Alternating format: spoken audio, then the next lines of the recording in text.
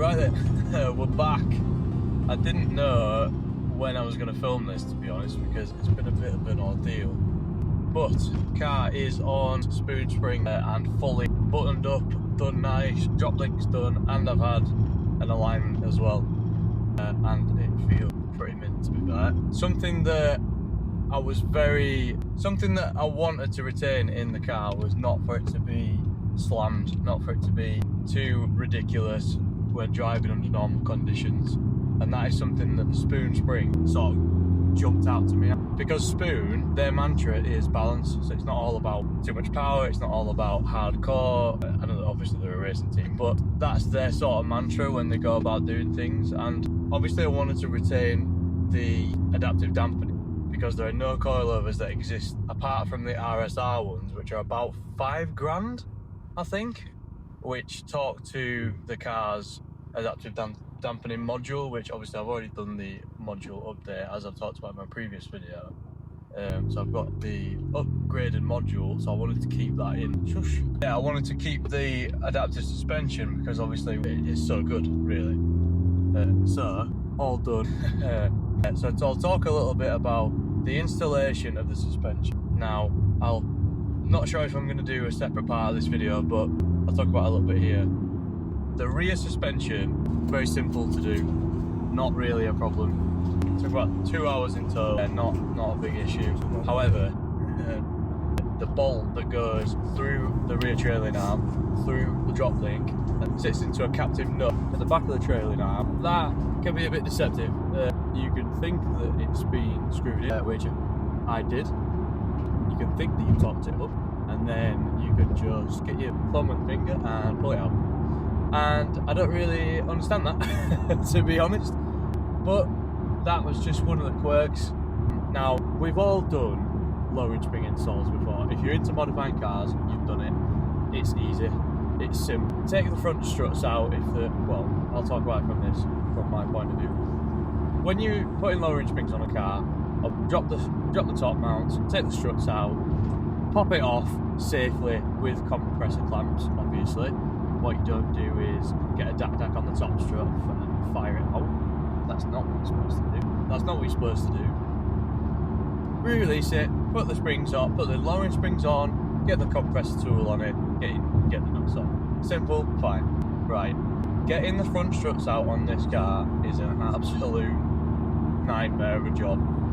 They're seated so far into the wheel hub, in our experience, and I'll put a bit of B-roll here while I'm talking about it.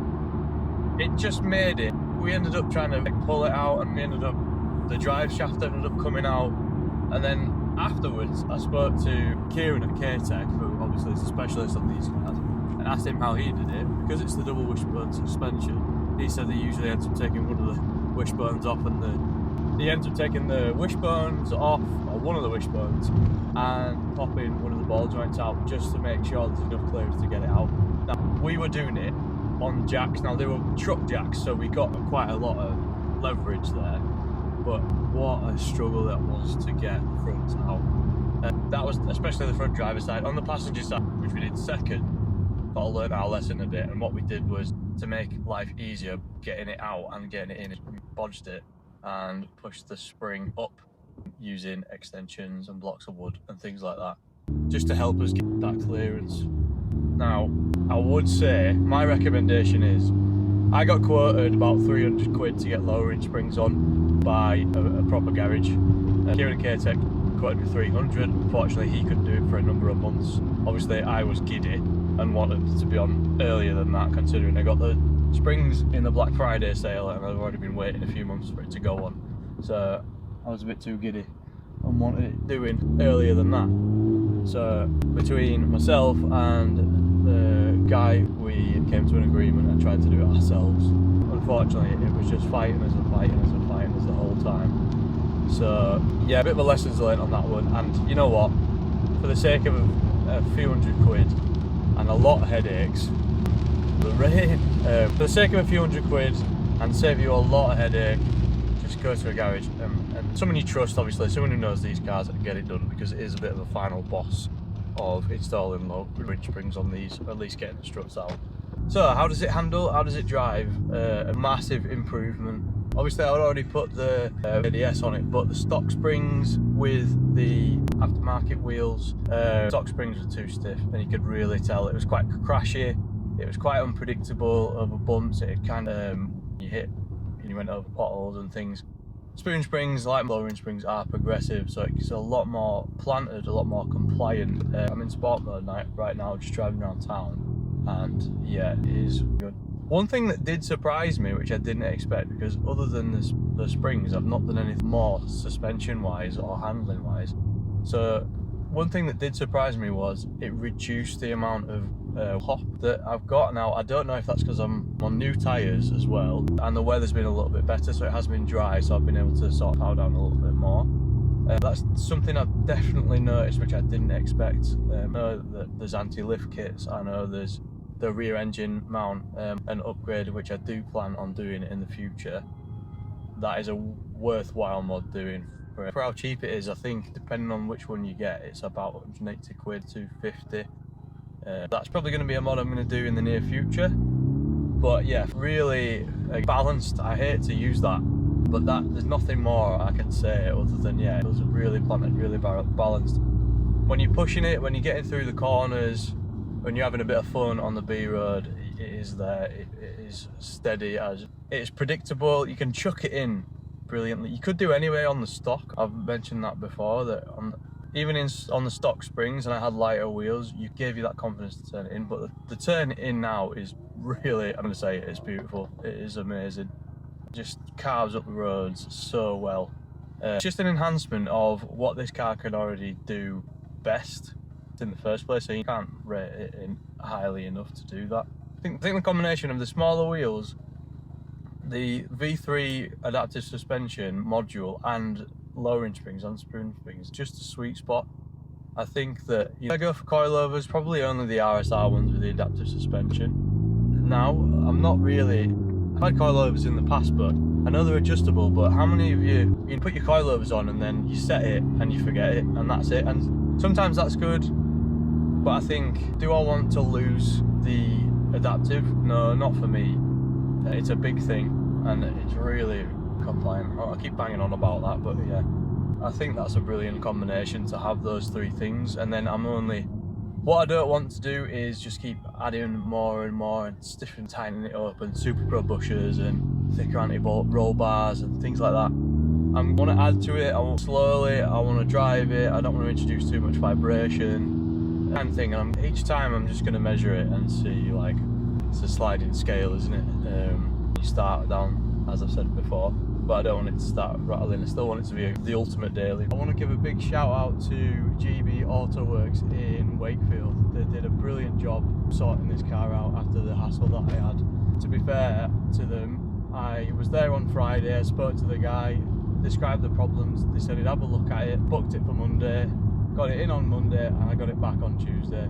George, the guy who runs the place, was absolutely chock-a-block anyway, and he managed to squeeze me in, and he worked well into the night to get it sorted, so I really appreciate that. And that's some cool stuff. He said he's got 3K swaps himself, various setups, various different cars, good to see that. He also has some sort of Lada drift car with a big Lada engine in it.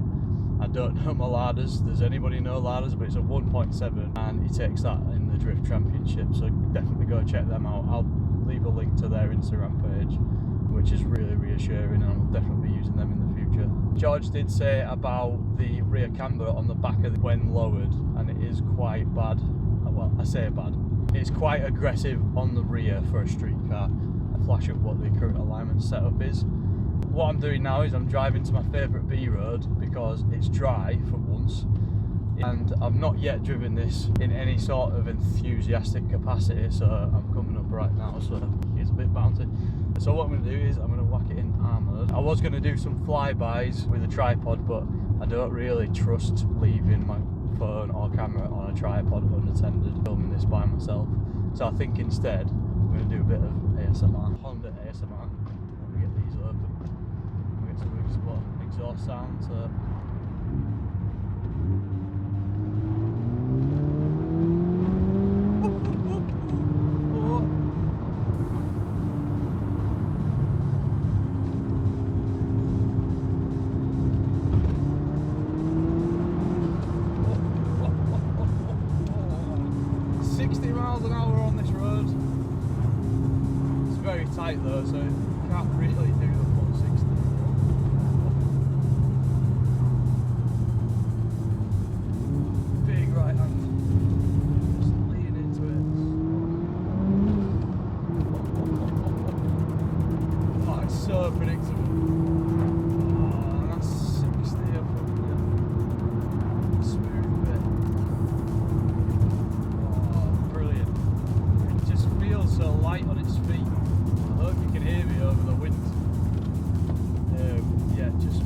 so nimble and really gives you that precision. And that's the springs and the adaptive damper working together. And what a fantastic job GB Autoworks have done with the alignment in this car, honestly. I did have an alignment previously when I actually got into an accident. Well, someone hit me when I was in the car park on that side. As part of the, went through obviously the insurance, did it the proper way, and as part of that, managed to get an alignment through that, but that was just a standard alignment really. They were just making sure that the car drove straight, but I think there's been a bit of special sprinkling on that. Right, let's turn this around. So just while I come back, so armoured with stock wheels on and stock suspension. You can't really use that on the road in the UK. It's just so stiff, and it's just not a good experience driving this in armoured on the road previously, but now it feels like it's real. I can't wait to get this on track now. What it feels like.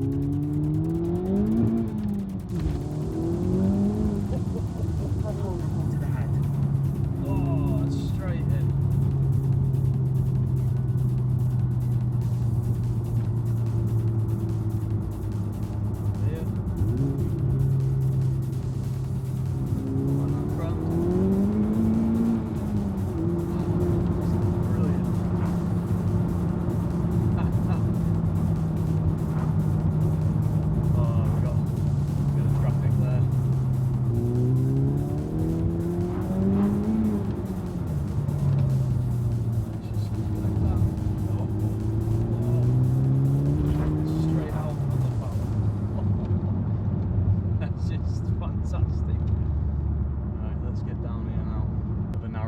This one. Let's get in we go.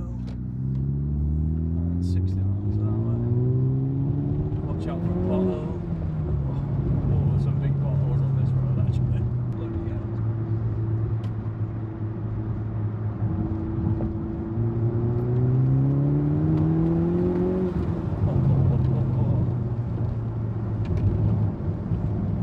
Water trap.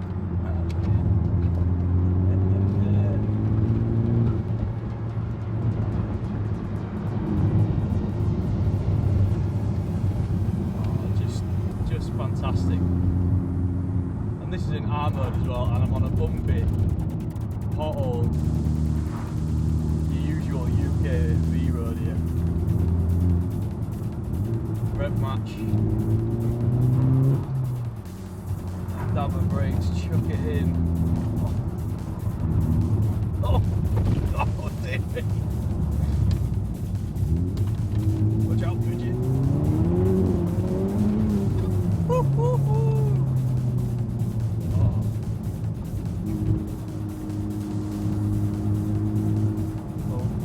Horses.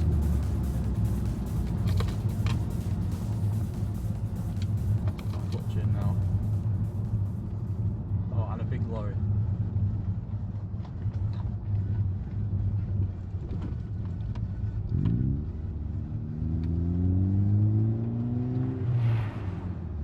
There we go. That's everything. That like sums up a UK B road, that to a T. Oh, what a car. What a car. So underrated, and just a little bit of mods here and there just to wake it up. They don't need anything on all these cars. I'm so surprised that they're so overlooked. Probably a good thing for me that they are, but I mean that stock power, I can't imagine what 400 horsepower is going to feel like. Let's find out soon. Well, that's the end of this video, so thanks for watching. Drop a comment down below, let me know if there's anything that you want to see next. Let me know if there's anything you want me to cover. Make sure you like, comment, subscribe, all that good stuff, and we'll see you in the next one. Bye. Oops. What slipped? What's going on here?